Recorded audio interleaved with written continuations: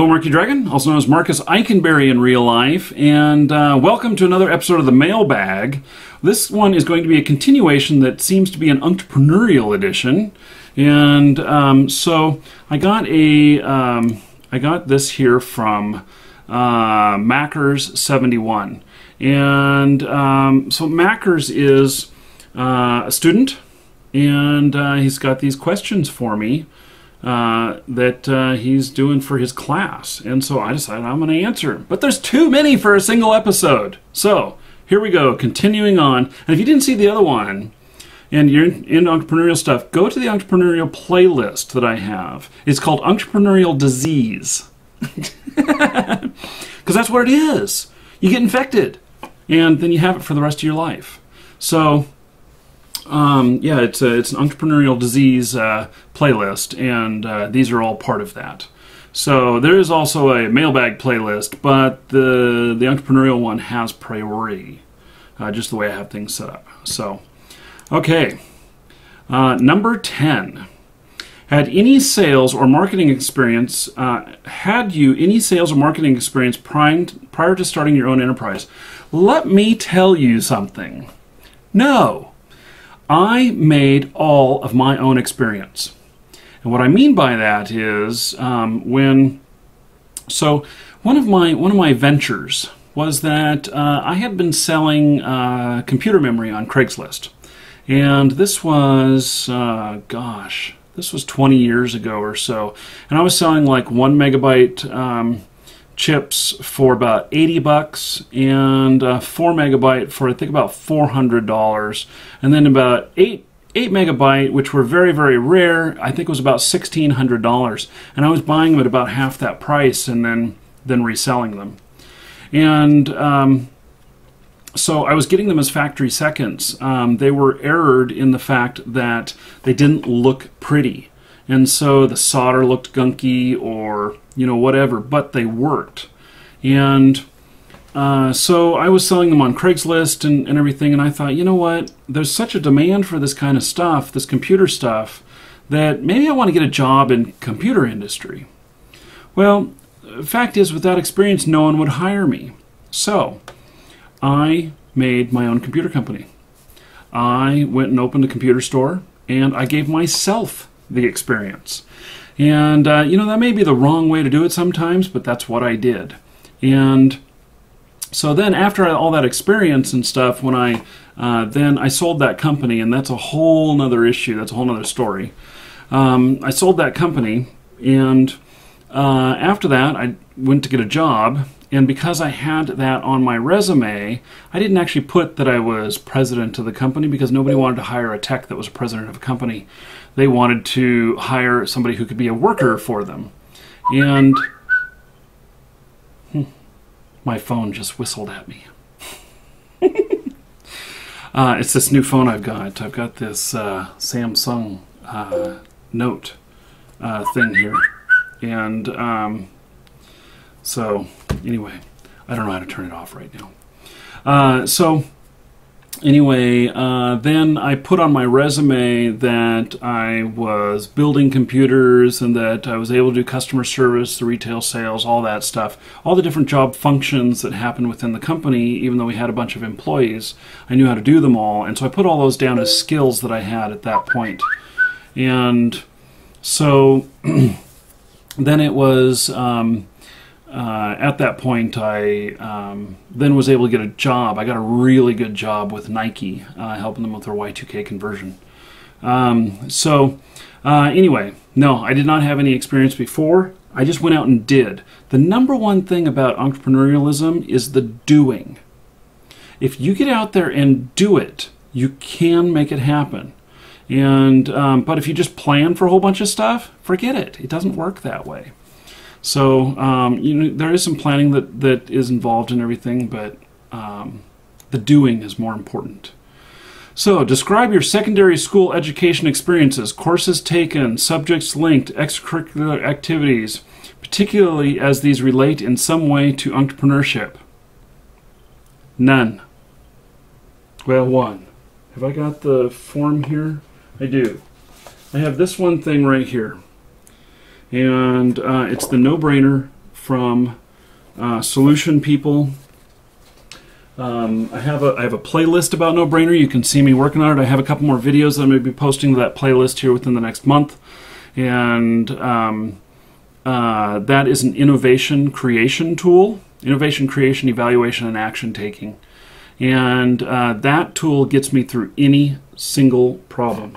In fact, here it is right here. I got tape on it because you know, it's been so beat up. I've used this for several years. It's very low tech. It is a deck of cards that are all, you know, pinned together. So anyway, that is my #1 tool. And so if I remember to, I'll put a link in the description here to the tool. It's less than $100, and gee whiz, how do I turn that off?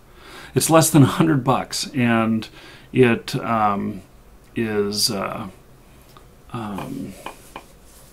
the best $100 I've ever spent.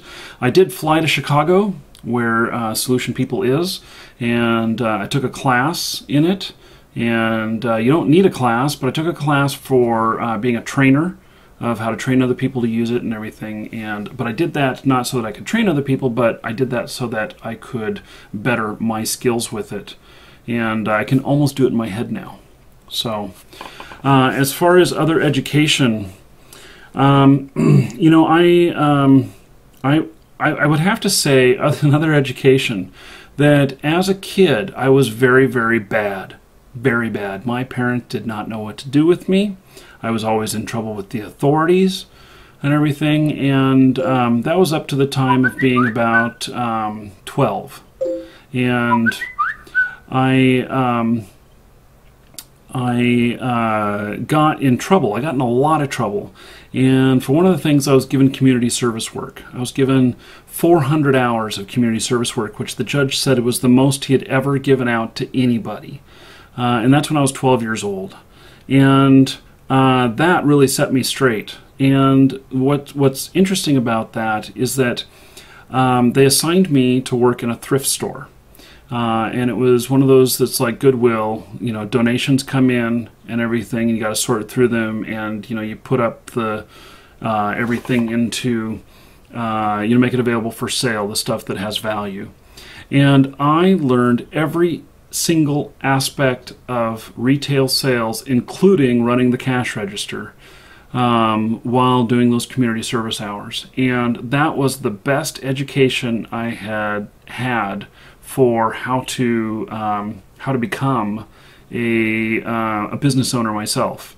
And that was at the age of 12. And so it was really cool, because for the summer I was working probably about 20 hours a week, and then I was probably doing about 10 hours a week during school. And I would go there for a couple hours after school every day and help them out. And I'd do all kinds of crap. I mean, you know, cleaning toilets, sweeping floors and stuff, but I also learned how to price everything. I learned what kind of stuff had value, how to figure it out. I learned customer service. I learned, you know, operating a cash register, how to make change, all of that stuff. Marketing, you know, the displays that we put out front and stuff. So, you know, it turned into a very, very good thing for me, and I would call that, you know, extracurricular education. So, were there any relatives or close friends involved in your entrepreneurial activities? Mom listened a lot about my ideas and stuff. I didn't always agree with what she had to say, but she listened a lot. Do you feel that owning a business has been worth the conflicts that you've had to deal with? You know what? It's not whether it's worth it or not. It's about that it's just the right thing for me. And so that has been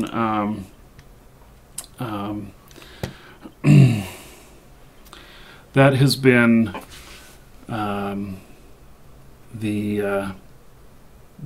the whole thing. So okay,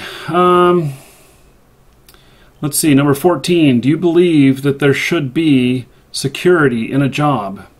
No, not at all.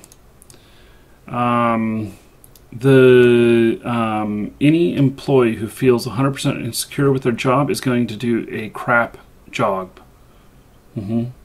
So, yeah, unfortunately. How many hours do you work per week? Oh, I actually already answered that. It is between 70 and 80 hours a week. Let's see here. Do you enjoy doing something just to prove you can? Yeah, many times, but that's not my goal. My goal is to have something be successful, and success is not necessarily money. And, you know, to prove people wrong, I don't care as much about that as I do about proving my ideas right. So, okay. Do you plan your tasks before getting started? Sometimes. Not all the time. Sometimes. So, 18. How much time do you spend with friends and family? You know what? I spend... I make sure that, you know, and I've had, my whole family life has been totally disrupted over these last couple of years. I got divorced and everything, and a while back, and I moved across the country and stuff, and you know, then I am here with my fiance. We're about to get married, and I make sure that I spend time with her and every night. So family's important. You can't forget that. That's part of your job. Part of a successful entrepreneur is being part of the family as well. You can't ignore it. Okay, I think that that's going to end this episode. And so those of you who are on Twitch, don't go anywhere. We'll be right back. Those of you who are watching this on YouTube, well, just have to subscribe or come back in a couple of days to watch for the next episode of the Mailbag, where we're talking about this entrepreneurial stuff. And so that is that. Everybody take care, and those of you on Twitch, don't go anywhere. Now that you've made it this far, can I interest you in another video?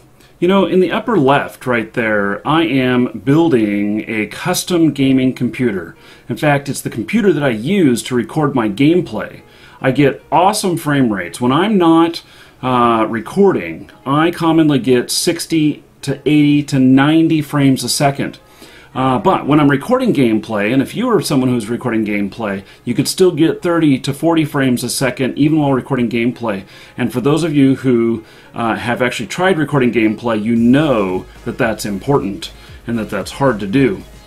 So this that series of building my computer is not for people who really know what they're doing. It's for people who have never built a computer before, and because I go through every detail, all long and drawn out for someone who knows what they're doing, and we all learn a few things along the way. In the upper right is War Z, and that is that's gameplay that I filmed on that machine. So right there you can see I'm taking out all the zombies that are coming at me. It looks like we're in Smallville right there. You know, Smallville is a great town to try and hold and just kick everybody's ass. So much fun. On that particular video, you can see that we got 100 player kills and 2 hackers. We do these Saturday sessions where we try and hold these different towns and see how many players we can kill. Not zombies, players we can kill, and have a great time doing it. Do that with our clan, and you know, there can end up being just a couple of us on the live stream or a dozen of us. We have a really great time.